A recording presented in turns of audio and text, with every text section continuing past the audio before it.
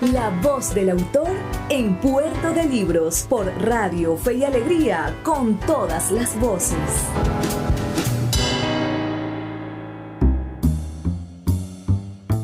Seguimos en Puerto de Libros, librería radiofónica a través de la Red Nacional de Emisoras Radio Fe y Alegría. 21 emisoras están compartiendo con nosotros esta noche literaria. Y ahora estamos en línea con el escritor Juan Carlos Chirinos, nacido en Valencia en el año 1967 y que reside en España desde 1997.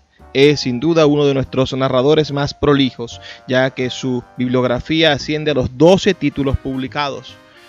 Buenas noches, Juan Carlos. Quisiéramos ante todo pedirte un saludo para nuestra audiencia en Puerto de Libros, librería radiofónica, y luego preguntarte por tu día a día en medio de la cuarentena por COVID-19.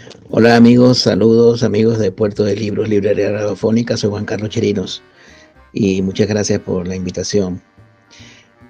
Bueno, mi día a día en la cuarentena esta por el coronavirus no ha cambiado mucho, salvo que algunas cosas que tenía que hacer presenciales no pude llevarlas a cabo, como conferencias y presentaciones de libros. Pero como mi trabajo fundamentalmente consiste en escribir, pues yo casi siempre estoy en mi casa escribiendo, y si no, estoy en una biblioteca, generalmente en la Biblioteca Nacional o en alguna biblioteca municipal, pero yo prefiero siempre la Biblioteca Nacional. Así que la cuarentena para mí no es realmente una novedad. Naciste el mismo año que mis padres. Por eso supongo que casi vivieron en el mismo país. Muy a pesar de que naciste y te criaste en Valera y ellos en Maracaibo. Tu juventud cabalgó entre los 80 y los 90. Quizá el inicio de la crisis nacional. Viviste el Viernes Negro siendo adolescente y estuviste en Caracas estudiando letras en la crisis política e institucional de los 90. Háblame de ese país. ¿Crees que hay un germen en la crisis actual en esa época? ¿Dónde comenzaron los derroteros de la venezolanidad? Y quizá eres uno de los primeros escritores de la diáspora, ya que saliste a cursar estudios en 1997 y no volviste. ¿Qué circunstancias te mantuvieron en España? Bueno, yo viví en Valera hasta los 17 años. Cuando me gradué de bachiller me fui a vivir a Caracas, donde comencé estudiando artes en la Universidad Central, y luego de un proceso de reflexión me pasé a la Escuela de Letras de la Universidad Católica. Eso fue durante casi toda la década de los 80 y principio de los 90. Era un país muy distinto, un país que fue evolucionando. Pero yo no creo que las raíces de la crisis venezolana y de la situación en la que estamos hayan empezado en esa época. Lo de Venezuela comenzó hace muchísimo tiempo. Podemos retrotraernos hasta principios del siglo XX, incluso hasta mediados del siglo XIX, cuando comenzó el proceso republicano. Hay muchos factores. En un ensayo que publiqué hace 3 años, titulado Venezuela, biografía de un suicidio, yo trato de acercarme a este asunto.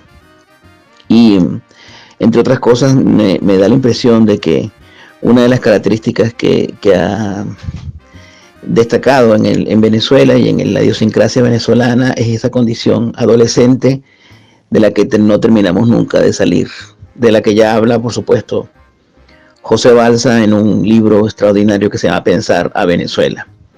Eso sí, hemos tenido muchos pensadores que han pensado a Venezuela. José Balsa, Carlos Rangel, Rafael Cadenas, Mariano Piconsalas, Rómulo Gallegos, Teresa de la Parra. Muchísima gente ha pensado en Venezuela, ha trabajado para que en Venezuela se pensara, pero por alguna razón que yo ahorita mismo no tengo ni el espacio ni la capacidad para dilucidar esa razón, no hemos terminado de alcanzar esa madurez como país. Yo creo que nosotros no podemos seguir culpando al pasado de lo que nos pasa y de lo que nos va a pasar. O comenzamos ahora mismo, en este instante, a resolver nuestros propios problemas, o esto va a continuar siendo así. Es muy complejo todo lo que estoy diciendo. No estoy dando las soluciones ni la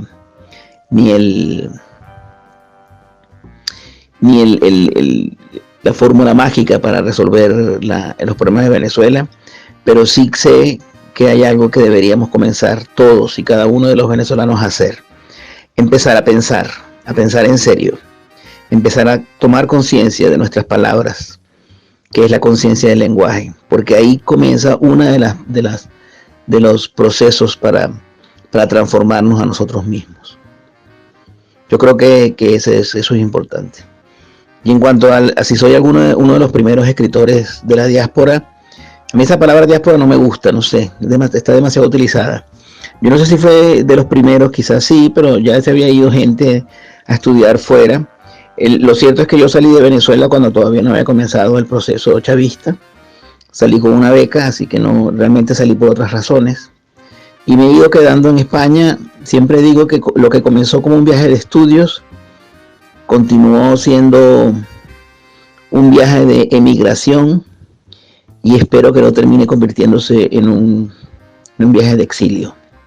Yo por suerte he podido regresar a Venezuela muchas veces y he estado en contacto con mi familia y con mis amigos, pero porque no, realmente supongo que los jerarcas del gobierno no me consideran a mí una persona peligrosa para sus intereses, con lo cual he podido entrar y salir relativamente sin ningún problema.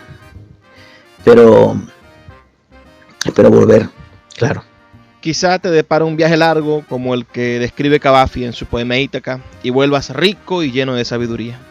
Me gusta esa idea de que la transformación comienza por el lenguaje. Aunque ciertamente preferimos en estos momentos que hubiesen más acciones efectivas y menos discursos. Hay un escritor venezolano, José Rafael Pocaterra, que en un tiempo oprobioso como el que vivimos escribió ese manual contra el autoritarismo que es Memorias de un venezolano en la decadencia. ¿Habrá en la actualidad un escritor venezolano que sea su equivalente? Sin duda la realidad se refleja en el arte, pero ¿podrá esta realidad por fin dar el impulso para que nuestros autores sean leídos universalmente? ¿O los resultados editoriales que estamos viviendo son solo parte de un boom informativo sobre el país y pasará con la novedad? No estoy seguro de que haya un escritor como Pocaterra hoy en día. Puede ser que las memorias de un venezolano en la decadencia se haya multiplicado y haya producido muchísimos libros así, porque ciertamente si revisas lo que hay publicado desde el año 2000 por lo menos hasta hoy en libros sobre Venezuela, sobre la realidad venezolana, es enorme, pero no es un fenómeno del siglo XXI o producto de este régimen chavista. Esto ha sido siempre así, o sea, hay libros sobre Venezuela prácticamente desde el momento en que Venezuela se fundó como país. Hay que pensar en los ensayos de Baralt, hay que pensar en los libros de Rómulo Gallegos, hay que pensar por supuesto, en los años 70, en ese libro que ya es clásico de Carlos Rangel, del buen salvaje a buen revolucionario.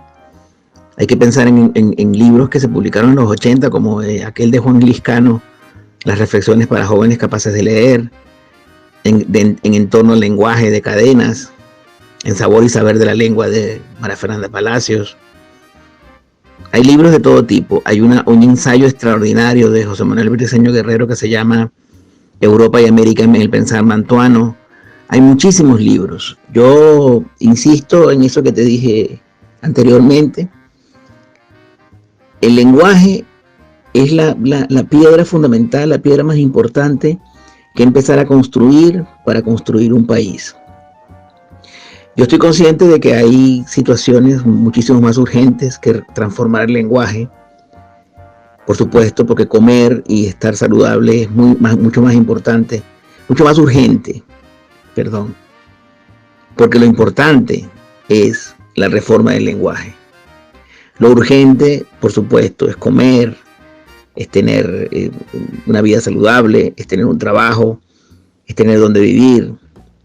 Pero sin ese esqueleto de la cultura, como lo llama Cadenas, que es el lenguaje, eso no se sostiene en el tiempo. Y lo que nosotros debemos procurar es que el bienestar, que debe ser para la mayoría de la gente, tiene que sostenerse, tiene que ser sostenible en el tiempo. Si no es circunstancial del dinero que haya o que no haya, el dinero que produzca o no produzca la riqueza venezolana. Nosotros hemos sido un país petrolero que ha producido muchísima riqueza, muchísimo dinero, y se ha dilapidado, entre otras cosas porque no hay otra opción. El dinero se acaba, el dinero se usa y se acaba. Lo otro, el conocimiento, la conciencia del lenguaje, eso no se acaba, eso crece con el tiempo, eso se transmite. Entonces, por eso digo que si queremos empezar a modificar nuestra situación, tenemos que ponerle atención al lenguaje que utilizamos, a las palabras que utilizamos día a día. Aunque no se den cuenta, aunque no parezca que no es así, eso modifica el resto de todas las cosas. En cuanto a lo que preguntas es si los autores venezolanos serán o no serán leídos universalmente, eso no es un problema que se pueda resolver con editoriales, con procesos de promoción. Eso va por otro lado, la literatura va por otro lado. Y si se va a leer un autor, se va a leer porque el autor es bueno, no porque tenga un gran mecanismo de promoción. Que hay un boom, sí ha habido un boom en estos últimos 20 años de autores extraordinarios que han tenido posibilidad de publicar fuera de la frontera, entre otras cosas porque han vivido o han tenido que salir del país para vivir fuera. Y claro, hay que publicar y al final el que escribe siempre termina publicando. ¿Quién va a quedar? Pues eso no se sabe, porque eso es una decisión del destino, de los lectores, del propio libro. Así que lo que le pase al país, lo que le pase a Venezuela, repercutirá en la obra literaria que se crea, que se cree alrededor de eso. Pero el futuro de esos libros no tiene nada que ver con la historia del país, tiene que ver con el propio libro. Cada autor está consciente de eso, creo yo. Y si no está consciente, tiene un problema grave porque no puede ir al rebufo de la historia de su país. Porque el libro, si no se defiende solo, no lo defiende nadie.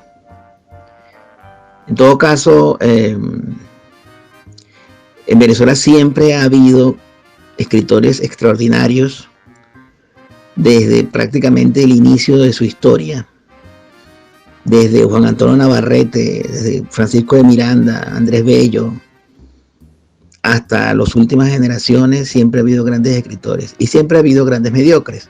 Eso siempre ocurre así, pues no es porque Venezuela sea así, es que en todos los países pasa eso. Hay buenos escritores y hay escritores mediocres. Eso es así y siempre debe ser así, porque no hay otra salida. Y que, como dice un amigo mío, donde no hay mata, no hay patata. Siempre me ha preocupado el día después, la manera en que vamos a intentar recuperar la estabilidad y el progreso nacional. Ahora veo claramente dos grandes asuntos: la brecha entre la necesidad de negociar y la necesidad de obtener justicia. Y luego, la diferencia creciente entre los venezolanos que padecemos la crisis aquí, dentro del país, y los que la sufren en el exterior. En ambos casos, creo que debemos producir un gran movimiento de reconciliación.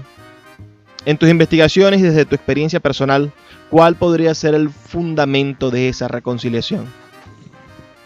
Yo creo que el fundamento de eso que tú llamas reconciliación tendría que ser la conciencia de que el bienestar del país, el progreso del país, pasa por hacer que todos tengan la posibilidad de progresar. Pasa por el bienestar general, pasa por la ampliación de las posibilidades para todos, las posibilidades de progreso, por supuesto. Yo creo que en varias ocasiones Venezuela ha estado muy cerca de lograr esa esa ampliación de las posibilidades del bienestar para todos. Por muchos motivos ha fracasado. El primero de los cuales creo yo que es el egoísmo y la mezquindad. Si los venezolanos no tomamos conciencia de que todos tenemos que estar bien, de que todos tenemos que tener las mismas posibilidades y de que no se trata de un campamento, de que el país no es un campamento que saquear, del cual extraer la riqueza, creo que no vamos a terminar nunca de comenzar a resolver nuestros problemas. Tiene que haber justicia, por supuesto, porque ha habido crímenes, ha habido delitos, y los responsables tienen que pagar por eso. Hay que negociar, sí, hay que negociar salidas, hay que negociar situaciones, hay que negociar contextos. Yo no soy el más indicado para dar esas instrucciones, porque no soy especialista en negociaciones, no soy político, no soy sociólogo. Solo hablo como ciudadano. Yo quiero justicia, yo quiero, claro, una reconciliación, y yo quiero que el país vuelva a enrumbarse, pero no a costa del sufrimiento de miles de venezolanos, no a costa de la concesión de un perdón general. Yo no sé, yo creo que no, eso no curaría. Eso sería un paso en falso. En todo caso, si todos tenemos el mismo objetivo, que es el de hacer que el país prospere, podemos empezar por ahí. Pero insisto, si tú cometes un crimen, si tú cometes un delito, como adulto tienes que responder por ese delito y por ese crimen. No veo yo cómo se pueda negociar un asesinato, negociar un crimen de lesa humanidad, o perdonar un desfalco de miles de millones de dólares. La verdad es que los políticos, los sociólogos y los negociadores van a tener un proceso difícil. Claro que nadie va a quedar contento, o que una parte de la gente no va a quedar contenta cuando se resuelva esto. Pero deberían pensar en esos detalles, en esos aspectos. Que como decía aquel programa de radio, el crimen no paga. Y el crimen nunca debería pagar. Para terminar esta breve entrevista, me gustaría que nos ayudaras a pensar hábitos saludables para terminar la cuarentena y superar momentos de crisis como este. Y si pudieras hacernos una breve lista de recomendaciones de lectura contemporánea. Me rehúso a dar consejos de hábitos saludables, porque eso me parece una soberana memez. El que quiera vivir muchos años, que vea a ver cómo hace. Pero sí puedo recomendarles algunos libros que me parece que pueden alargar sus vidas. Hay una novela de una escritora surcoreana que se llama Han Kang. La novela se llama La Vegetariana. Es una econovela divertidísima. Juan Carlos Méndez Guedes acaba de publicar La Diosa de Agua, que es un libro de relatos que giran en torno a la figura de María Leonza.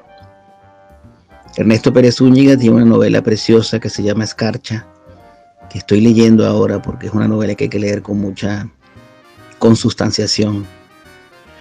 La publicó hace 2 años, pero no había tenido tiempo no había tenido ese espacio temporal que necesito para leer ese tipo de novelas. Nicolás Melini ha publicado un libro breve y precioso que se llama El estupor de los Atlantes, que es un texto híbrido que está entre la ficción, el ensayo, la reflexión. Esta tarde un amigo y yo estábamos conversando y recordé que si hay un libro divertido para leer y releer es El Conde de Montecristo. Yo recomiendo también los relatos de los cuentos de Ana María Matute, que es una escritora de la que yo soy especialmente devoto. Y bueno, finalizo con 2 recomendaciones. Vuelvan a leer Percusión de José Balsa, que es una novela en el que se anuncia el fin del mundo, entre otras cosas. Y lean si no han leído, o relean si la han leído, La Marcha Radetzky de Joseph Roth, una de las novelas más hermosas, mejor escritas en el siglo XX. Muchísimas gracias por la invitación y espero que todos salgamos con bien de esto. Hasta luego. Gracias, amigo Juan Carlos Chirinos, por habernos dado esta maravillosa entrevista. Y a ustedes, amigos que nos escuchan, por favor, háganos saber sus opiniones a través de nuestra mensajería de texto o a través del WhatsApp. Por favor, escríbenos al 0424-672-3597,